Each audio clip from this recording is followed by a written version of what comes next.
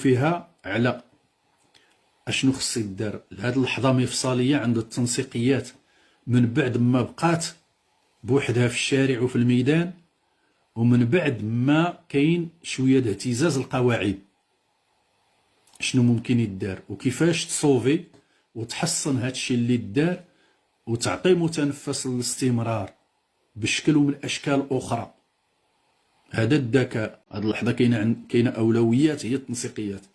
ها النقابات هزات اليد، ها اولياء اباء تدخلوا في الخط الى اخره، ها التهديدات عاوتاني تجبدات من جديد، ها الاساتذه ما بقاوش بنفس القوه والحماس، والتنسيقيات ها هي اللي كاينه دابا. شنو خصها دير؟ اذا خص باش تبقى معك القواعد وتبقى ملتفه لان هي القوه ديالك، وما يطرالكش ما طرا للنقابات. النقابات ولات بلا تنسيقيات بلا قواعد، شويه التنسيقيات تولي بلا قواعد. وهذا اكبر خطا، هو تضرب التنسيقيات، تضرب المصداقيه ديال التنسيقيات عند الاساتذه وطرا مشاكل وتسمى خسرتي كل شيء. اما الى ماتوا التنسيقيات قتلتي كل شيء. الامل تقتل الامل، وداكشي واخا تاخذ هاد المكتسبات كل شيء تهدم.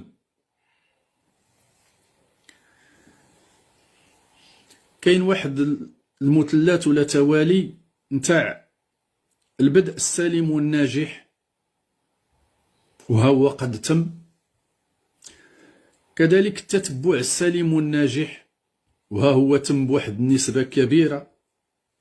وكيخص الختم المرحلي لهذه المرحلة الكبرى الآن سليمة وناجحة. إذا بديتي مزيان ومشيتي مزيان خصك تختم مزيان. مرحلة ظرفية في معركة، في سيجمو، في هذا السيجمو، وتفتح سيجمو آخر بمرحلة أخرى، بتكتيكات أخرى، باستراتيجية أخرى، في أدوات، وتعرف كيفاش تناور وكيفاش تاخذ النفس وكيفاش تحافظ على الذات من المشاكل كيف ما كانت بغات تكون، وترسم آفاق أخرى وتبقى غادي. ما درتيش هادشي، بقيتي رافع شعار واحد وأسلوب واحد وطريق واحد، راك انكشفتي والمتغيرات ماشي في صالحك.